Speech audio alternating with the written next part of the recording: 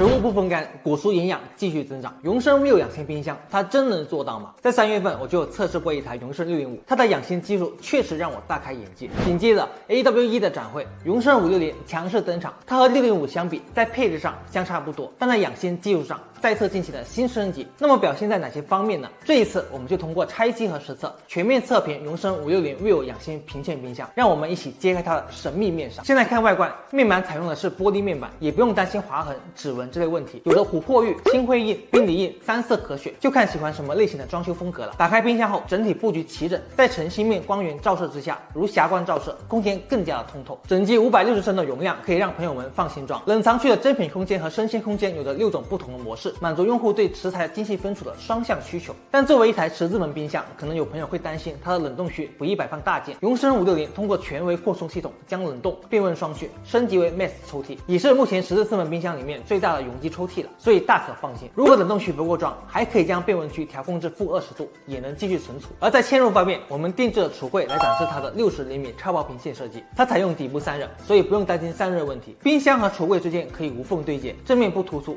侧面不留缝，给人浑然一体的感觉。开门取物也不用担心，搭载有星际双轴变轨铰链，能做到100度以上大角度开门，拉取抽屉也能轻轻松松的。如果想调整置物架位置，也不用担心会卡住的问题。有些朋友可能会担心是不是3系统的配置，毕竟1万元左右3系统还是比较少的，所以我也拆开检查了，3块蒸发器摆在这里，总不是骗人的吧？而且冷藏、冷冻、变温没有连通，串位呢也不存在了。既然都拆开了，继续来过一下硬件方面。可以看到冷藏室的感温和感湿雷达探头，这个价位段基本属于标配了。各个抽屉的滑轨也都采用金属滑轨，不像塑料那么生硬，抽拉更顺畅。当然了，成本也会高很多。冷藏、冷冻、变温3区3个精微手机模块，也是属于养心技术的一环，保证各个区域的不串位，食物更健康。从配置来看，不愧是高端冰箱，硬件堆料方面都很扎实。说完配置，我们来看一下技术方面。跟上一次测试的永生605类似，这一台同样搭载了 Vivo 自然养心系统。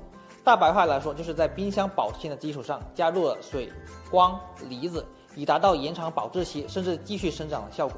这也正是 Vivo 养心技术的核心所在。不同的是，560的光照系统做了进一步的改进，从顶部改在冷藏背部，覆盖的光照面积变大，还添加了近红外光来抑制果蔬的增存作用，进一步降低了果蔬失水率。这一次呢，我们同样准备了4个小实验来进行测试。第一个实验，先来测试智能动态水雾保湿技术。我们准备了面膜放在生鲜抽屉上方，在3天后拿出来，通过水分仪对比前后的含水率。测试前，水分仪测试结果为33%左右，3天后面膜水分在30%左右，并可以看到面膜紧贴完毕，水分十分充足湿润，保湿这一块的效果是值得肯定的。第二个实验呢，是因为 AWE 的展会上，我看到605的内部摆了那么多的鲜花，并且还长得挺不错的。我们同样把鲜花放入冰箱里面，看一下7天后的生长情况。7天后拿出来还真没什么影响，没有丝毫要枯萎的迹象。细看之下，还能看到花瓣、叶子上的小水珠。要是朋友们买了花不知道放哪里的话，放在永生560上就不用担心鲜花几天就枯萎了。第3个实验则是针对光照系统，将光谱仪摆放到3个置物架上，测试3分钟3个位置的光谱变化情况。光谱图如图所示，3个置物架光谱的变化基本相同，也不会像一些博主说的关门之后就没有光照的问题。其次，在第3层的第一次出现了一次红光，应该是在关门后，光照系统根据存放的不同果蔬来选择蓝光或者红光。多次的实验也证明了这些蔬菜还是更适合蓝光的。最后的实验则是针对果蔬了，先是将白菜放入冰箱内，对比7天前后的失水率，同时准备切开的苹果和橘子，一份放入永生560，另一份放入普通冰箱，对比1小时的氧化程度。7天后的白菜依旧新鲜，表面同样含有水珠，失水率大概为1.1%，较低的失水率延长了食物的保鲜时间，对于爱存果蔬的朋友十分合适。而且一段时间存放的苹果表面依旧呈现白色，橘子、橘络没有明显的变化。对于临时不想吃的话，存放进去也不用担心氧化的问题。普通冰箱就已经呈现一片黄色了，橘子、橘络干燥，失水较为严重。从多项实测结果来看，永生560的养鲜系统确实不虚，光水离子共同作用